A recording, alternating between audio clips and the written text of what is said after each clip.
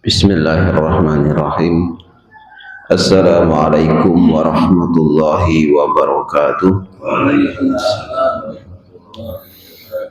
Alhamdulillah, pagi ini kita kembali mencoba membahas untuk materi kita, yaitu ayat-ayat Al-Quran ya, dari surat Al-Baqarah. Kemarin ayat 5. Ayat 5 kita bahas satu ayat baik kemarin, karena ayat 6 ini sudah lain pembahasan, lain topik ya dalam pembahasannya. A'udzu billahi minasy syaithanir rajim. Bismillahirrahmanirrahim. Alif Lam Mim. Dzalikal kitabu la raiba fihi hudan lil muttaqin alladzina yu'minuna bil ghaibi wa yuqimuna sholata wa mimma razaqnahum yunfiqun walladzina yu'minuna bima unzila ilaika wa ma unzila min qablik wa bil akhirati hum yuqinun ulaika ala hudam min rabbihim wa ulaika humul muflihun. Ayat ke-6, innal ladzina kafaru sawa'un 'alaihim a anzartahum am lam tunzirhum la yu'minun. Kalau ayat 1 sampai 5 ini Allah membahas tentang orang-orang yang bertakwa ya. Nah, ayat 6 Allah membahas sebaliknya. Innal ladzina kafaru, bahwa sesungguhnya orang-orang yang kafir. Nah, ini ya, membahas tentang orang kafir. Lain topik atau lain bahasan sudah. Innal ladzina kafaru, bahwa sesungguhnya orang-orang yang kafir. Ka'abi Jahlin. Ka'abi Jahlin seperti Abu Jahal, wa Abi Lahabin dan Abu Lahab, wa nahwihima dan lain-lainnya. Sawa'un alaihim, sama saja, alaihim atas mereka. A'anzartahum, apakah engkau beri peringatan kepada mereka? A'anzartahum, apakah engkau beri peringatan kepada mereka wahai Muhammad? Bitahqiqil hamzataini, dengan cara membaca mentahqiqkan dua hamzah. Mentahqiqkan dua hamzah itu menyatakan, menjelaskan dua hamzahnya itu dibaca jelas. Wa tashiliha, kemudian ada cara yang kedua membacanya ini adalah dengan memudahkan pembacaannya. Makanya a'anzartahum itu ada dua cara baca sebenarnya ya. Sawa'un alaihim a'anzartahum, itu bacaan umum kita ya, bacaan umum kita ya, yang ada di Indonesia ini seperti itu, a'anzartahum. Tapi bacaan ada qiraah lain ditashil. Ditashil itu sawa'un alaihim anzartahum. Nah, bukan a'anzartahum tapi anzartahum. Nah, itu bunda. Anzartahum am lam tunzirhum. Jadi anzartahum seperti itu. Itu namanya tashil, menggabungkan bacaan dua hamzah ya. Nah, itu ya. Tapi kalau kita ini kan terbiasa yang pertama tadi ya, anzartahum ya. Jadi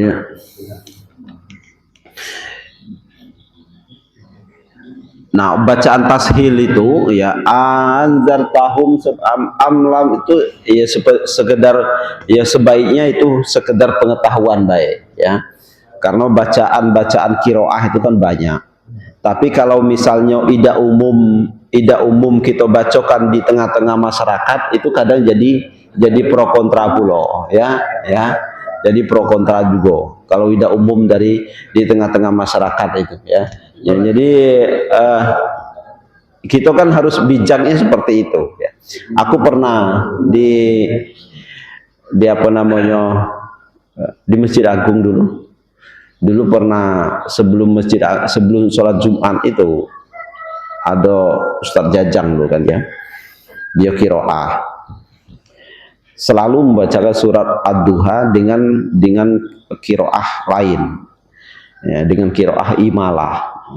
Jadi selalu dibaca wadduha wallaili idza saja ma wadda'aka rabbuka wa ma qala. Ya. Memang ada qiraah itu ya. Ya iya. Wah, memang ada qiraah itu. Tapi setiap selesai sholat Jumat jadi bahasan ya. Aku dewek lah berapa kali ditanya wong menjelaskan itu berulang-ulang dengan wong yang berbeda karena mereka bertanya, jadi enggak aku pikir itulah ngapa Ustaz Jajan nak maco itu jadi ngerepoti wong lain baik. Nah, wong nak bertanya dengan dia sungkan. Iya. Wong nak bertanya dengan dia sungkan. Bertanyanya sama aku. Jadi aku hampir tiap Jumat ngasih jawaban dengan wong yang berbeda dengan pertanyaan yang sama. Ngapa mace wadduha itu? Bacaan kan wadduha Pak Ustaz katanya. Nah ini kataku. Sebenarnya itulah karena tidak umum ya, tidak umum di tengah masyarakat ya. Tidak itu, meskipun itu benar ya, benar dia ada ya istilahnya. Memang ada qiraah seperti itu ya, ada qiraah seperti itu meskipun benar, tapi kalau istilah bahasa kita itu nyemele ya, nyemele itu namanya kan, lain dari biasanya. Maka wong awam itu ya akhirnya bertanya-tanya. Nah, ada malah yang ekstrim yang ngomong, Ustaz cara bacaannya buat dewek baik katanya. buat dewek katanya. Padahal memang betul ada itu ya, wadduha wallaili idza saja. Udah itu ya. Jadi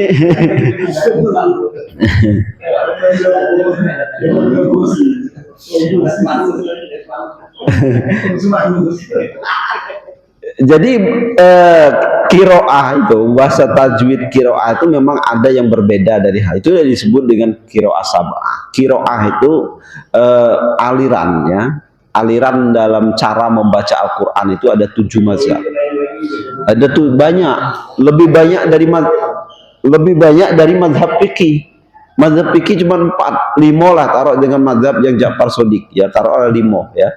Nah, tapi apa namanya dalam qiraah malah yang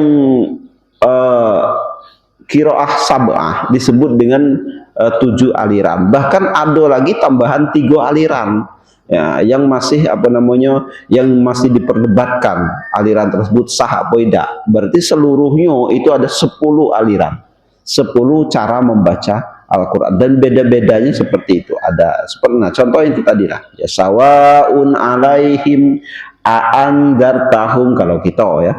Nah ada itu apa namanya cara lain, dan itu boleh yaitu anzartahum ya, itu namanya tashil ya. Nah itu. Yo, maksud aku jangan karena Allah sudah tahu nih kayak terus ngimami di mana kayak dipraktekkan.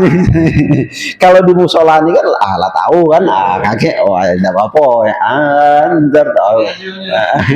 Jadi pas yang jamaahnya wah berarti mempraktekkan pengetahuannya karena Allah tahu kan, wah, alhamdulillah kan. Nyambung. Tapi misalnya ketika kakek di luar ya, wong itu mulai dipraktekkan seperti itu. Nah jadi oleh pengurus masjid itu salah lagi nyuruh Pak Imam sih kok juga. Ya, nyemeleh kalau bacaan ngapain lain ya, nah itu ya, padahal itu betul ya. Sawaun alaihim innalladzina kafaru, bahwa sesungguhnya orang-orang kafir, sawaun alaihim sama saja atas mereka, a'anzartahum apakah engkau beri peringatan yang keras atas mereka, am lam tundirhum ataukah tidak engkau beri peringatan, La yu'minun, mereka tidak akan beriman. Ya, percuma baik maksudnya. Wong kafir itu kalau Allah sudah dicetak, ya. Ya, seperti apa orang-orang kafir itu yang sudah menyatakan perang dengan agamanya Allah, benci dengan agamanya Allah. Sebagian dari mereka itu samobai, kata Allah, ya. Apakah engkau beri peringatan wahai Muhammad atau tidak? Percuma baik, mereka tidak akan beriman. Nah, di sini dicontohkan seperti Abu Jahal dan Abu Lahab. Nah, adanya mereka itu menjadi orang yang tidak beriman nian, itu bisa kita ketahui setelah dalam keadaan matinya, ya. Ketika dia kalau masih hidup, meskipun jabalan model apa wae, ya, kalau dia masih hidup, ya, selagi dia masih hidup, ya, dia benci dengan Islam. Kalau dia masih hidup, belum bisa kita katakan dia mati nanti dalam keadaan kafir, karena belum tentu. Kadang, ya, Allah memberikan hidayah itu kepada siapa yang dikehendakinya, ya, yang dikehendakinya. Makanya kemudian para ulama-ulama Ahlussunnah wal Jamaah itu, ulama-ulama kita ini memberi tuntunan.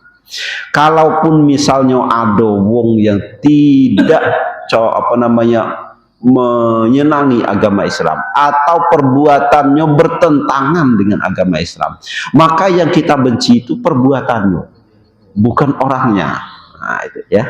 Yang kita benci itu perbuatannya, bukan orangnya. Kalau orangnya masih ada namanya rasa kemanusiaan. Misal ini, ya, ada wong nyopet, ketangkap, saking geremnya diamuk massa, ya tidak boleh dalam Islam, ya. Ya, tidak boleh dalam agama kita seperti itu. Karena apa? Yang kita benci itu perbuatannya. Nah, kalau kita ketangkap, ya sudah diserahkan ke pihak yang berwajib. Jangan sampai kadang karena copet itu terus dibabak belur massa, copetnya dia sampai mati dan lain sebagainya. Nah, ini secara hakikatnya ini menyalahi aturan agama, ya. Yo, kita jengkel sih, ya. Wong yang model itu siapa yang tidak jengkel, ya. Tapi jangan sampai istilahnya kejengkelan kita itu membuat kita sampai tidak berbuat adil, tidak berbuat adil sampai melampaui batas-batas kemanusiaan. Yang kita tidak senang itu adalah perbuatannya, bukan orangnya. Kalau sampai mengarah benci kepada orang, maka dalam hakikat ajaran-ajaran tasawuf yang menatah hati, benci dengan orang, loh, kita tidak bisa, tidak boleh. Karena apa? Itu juga ciptaan Allah, ya, gitu, ya. Kalau benci kalau benci dengan ciptaan Allah, ya berarti sama baik benci dengan, nah ini, ya, kalau pada kajian yang lebih dalam, ya, sama baik, ya. Misalnya nih, ada wong punya mobil, ya, kemudian diusili wong lain, seret misalnya, digores. Nah, yang punya nengok, nah, kira-kira marah ada yang punya? Jelas marah, ya, gores.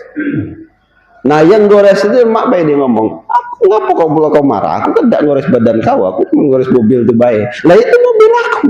Ah, ini, ya. Sama seperti itu. Ketika kita membenci makhluk Allah, ini punya Allah ini. Sekapir-kapirnya wong manusia, sejabalan-jabalannya manusia, ini milik Allah.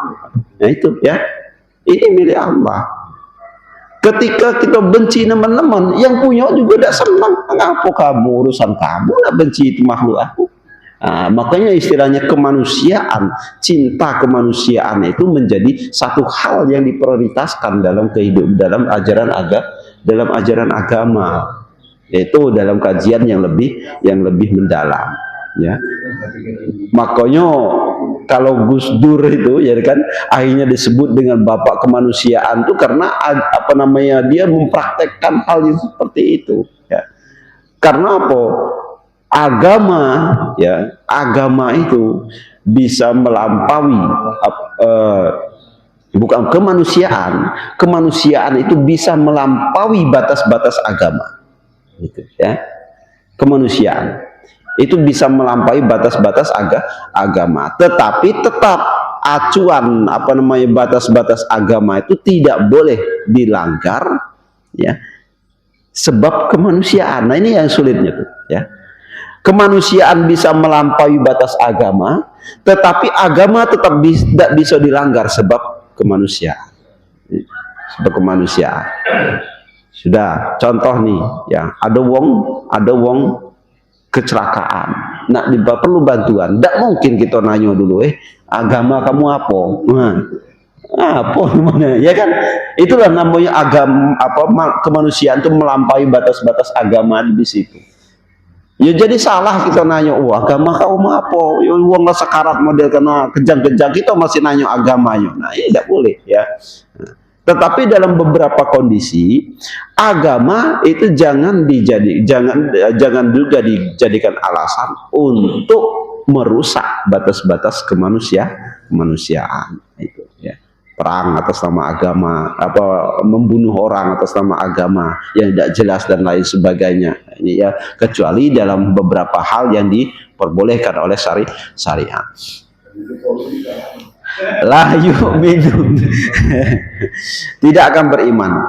Jadi innalladzina kafaru. Jadi wong kafaru itu artinya orang yang ingkar. Orang yang ingkar itu, kafir itu istilahnya orang yang tertutup hatinya dari kebenaran. Saat itu namanya definisi kafir itu di situ. Bukan kok wong kafir itu orang yang tidak mengakui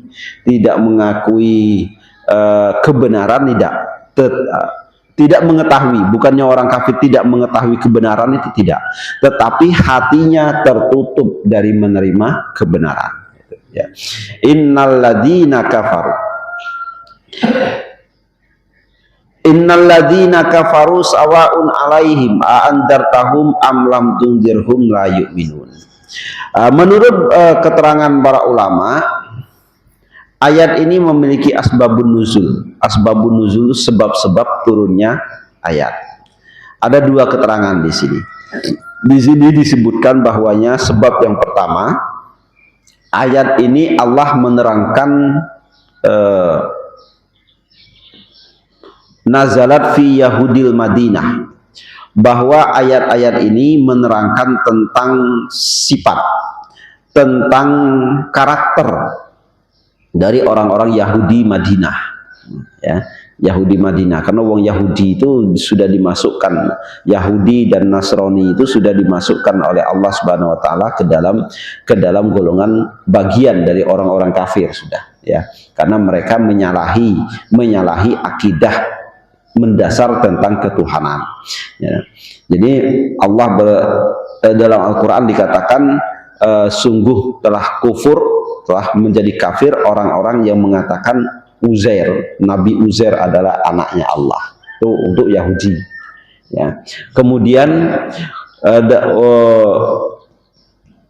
untuk Nasrani Allah juga mengatakan sungguh telah menjadi kufur atau kafir orang yang mengatakan bahwasanya Isa adalah anaknya Allah.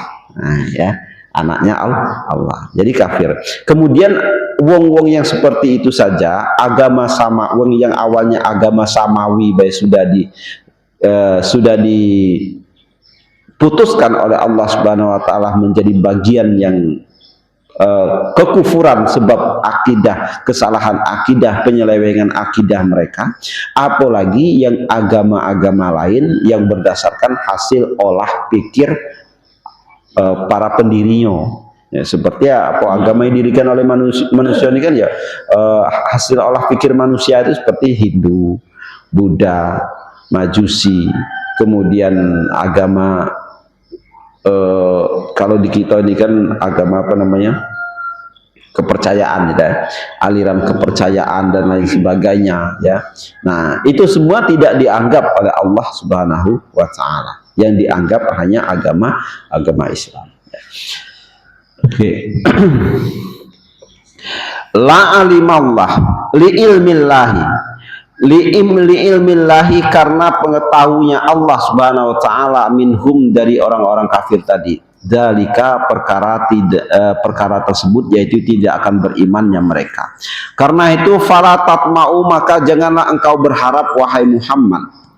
Janganlah engkau berharap wahai Muhammad fi imanihim, untuk mengimankan mereka, untuk mengimankan atau berharap tentang keimanannya Abu Lahab, Abu Jahal dan lain-lain sebagainya tadi, atau orang-orang Yahudi Madinah pada waktu itu. Jadi Allah di sini ya ngasih tahu dengan baginda Rasulullah.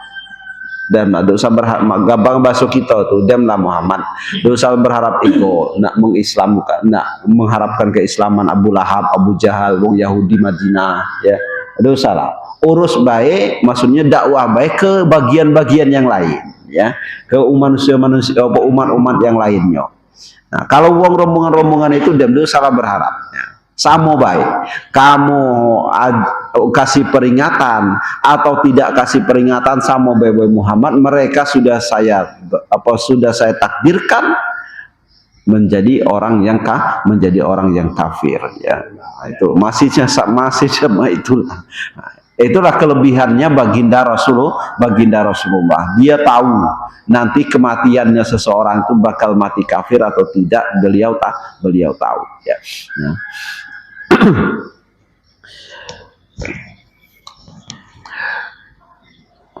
Wal inzar, memberi peringatan. Yang dimaksud dengan memberi peringatan, wal inzaru, yaitu i'lamu ma'a takhwifin, memberitahu sesuatu ma'a takhwifin, disertai dengan sedikit takhwif itu agak menakut-nakuti. Nah, itu ya, agak menakut-nakuti, bukan ngancam, itu bukan ya, bukan. Kalau ngancam itu posisinya lain ya. Kalau ngancam itu wong itu apa namanya, sesuatu yang agak ada kekuasaan lah, yang namanya ngancam itu kan, yang itu. Tapi ini nakut-nakuti ya, beda. Ngancam dengan nakut-nakuti itu beda nanti itunya dalam penerapannya ya. Kalau nakut-nakuti itu misalnya memberikan kabar tentang siksa neraka dan lain sebagainya, bukan nakut-nakuti dengan senjata apa itu, bukan ya. Tapi dengan inzar itu memberitahu ya, memberitahu dengan sedikit menakut-nakuti dengan akibat kalau tidak mengikut ajaran baginda Rasulullah SAW, seperti itu ya. Tapi kemudian oleh Allah ya, salam Muhammad, kamu lah tahu wong-wong itu bakal tidak akan beriman. Jadi kalau kamu tidak dakwah, maksudnya dakwahlah dengan yang lain. Inilah kelebihan dari baginda Rasulullah. Nah, kalau kita ini tidak bisa tahu kan, wahyu lah putus. Juru dakwah sekarang ini pokoknya dakwah baik ya. Dia tidak bisa memilih objek dakwah ya. Kalau bisa milih objek dakwah, kalau kita tahu wong itu bakal mati kafir, ya sudah, ditinggalnya ya. Seperti baginda Rasulullah ya, ketika tahu wong itu bakal mati dalam kafiran, ya sudah, ditinggalkan ya. Tidak akan dikasih inzar, dikasih peringatan lagi, tidak. Karena baginda Rasulullah tahu wong itu bakal mati kafir. Lah sedangkan kita ini, karena kita ini tidak tahu, juru dakwah sekarang itu tidak tahu kalau si fulan ini bakal mati kafir, iman apa ini tidak tahu. Bahkan dirinya dewe ini tidak tahu bakal mati kafir atau mati iman, itu kita tidak tahu. Kita cuma berdoa kepada Allah, Allah makhtim lana bil iman. Ya Allah, akhirlah hidup kami ini dengan keimanan itu baik. Kita hanya berharap dan berdoa kepada Allah Subhanahu wa taala. Dan semoga harapan dan doa kita itu benar-benar dikabulkan. Itu saja ya. Nah, ketika seperti itu maka tugas juru dakwah sekarang itu ya cuman berdakwah. Nah, ya, dosa memponis ya. Jangan memponis. Kalau memponis maka berarti itu mengambil wewenangnya baginda Rasulullah Sallallahu Alaihi Wasallam. Jadi hadirin yang dimuliakan Allah, itulah ya ayat ke-6 ya. Nanti insyaallah kita besok atau Selasa depan kita akan membahas pada ayat berikutnya. Nanti pada ayat-ayat berikutnya ini akan berbicara tentang apa namanya karakter-karakter kaum Yahudi dan orang-orang kafir ya. Itu saja yang bisa disampaikan, lebih dan kurang mohon dimaafkan, pada Allah mohon diampunkan. Wallahu muwaffiq ila aqwamit thoriq. Wassalamualaikum warahmatullahi wabarakatuh.